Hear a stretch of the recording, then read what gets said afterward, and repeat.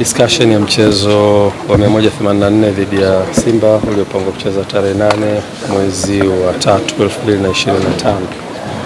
Uongozi wa klabu ya Young Africans pamoja na ukiwa umeambatana na excom wake wote pamoja na mtendaji mkuu uliweza kukutana na Mheshimiwa Waziri na Mheshimiwa Naibu Waziri, Mheshimiwa Katibu Mkuu, Mheshimiwa Naibu Katibu Mkuu na mwenyekiti wa Baraza la Michezo la Taifa kwa ajili ya kujadili kitu ambacho kilitokea. Bahati nzuri klabu ya Young Africans ikapata nafasi ya kufikisha yale ambayo ni msingi kabisa yanayohusiana na mchezo ule, na baada ya kufanya hivyo platform ambayo Mheshimiwa Waziri na jopo lake walitengeneza, dhamira yake kubwa ilikuwa ni kusikia nini kinachotoka kwa viongozi wa Young Africans, na sisi wakati wote tukiwa kama viongozi tunasimamia interest ya taasisi yetu, ambayo taasisi yetu inasimamia wanachama na timu kwa ujumla. Kwa hiyo tulikwenda kufikisha ujumbe wetu unaohusiana na position yetu kama taasisi, lakini pia Mheshimiwa Waziri na timu yake wakatusikiliza kwa kirefu, wakapata nafasi ya kuuliza maswali, kutaka kujua, na tuliweza kufikisha ujumbe wetu vizuri. Na Mheshimiwa Waziri alikuwa na mwanzo mzuri kwa kueleza kwamba platform hiyo sio platform inaweza kufanya maamuzi, isipokuwa ni platform ya kutafuta solution ya tatizo ambalo limetokea. Kwa hiyo alikuwa anataka kujifunza kutoka kwa Young Africans nini hasa kinachowasibu na nini position yao. Kwa hiyo tumeweza kufikisha yote ambayo tunastahili kuyafikisha kama viongozi, ambayo yanabeba ujumbe wa kamati ya utendaji, lakini ujumbe wa wanachama wetu na wapenzi na mashabiki waliokuwa nchi nzima. Ujumbe huu umefika, Mheshimiwa Waziri na timu yake umepokea, tumewaachia wafanye kazi na tumekubaliana tutakuwa na vikao vingine endelevu kwa ajili ya kutafuta solution ya jambo hili.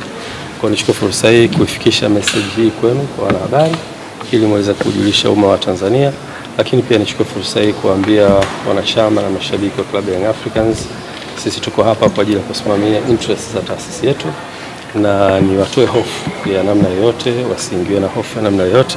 Viongozi wao ni viongozi imara na wako hapa kwa ajili ya kusimamia interest za taasisi.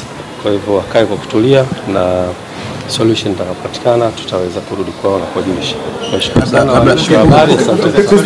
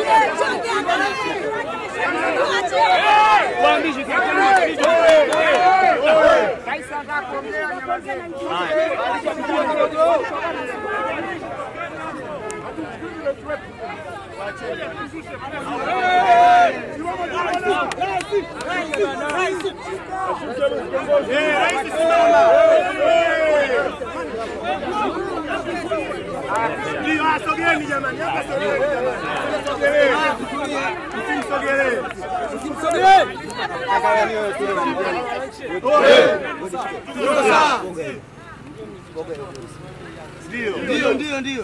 Hatuchezi.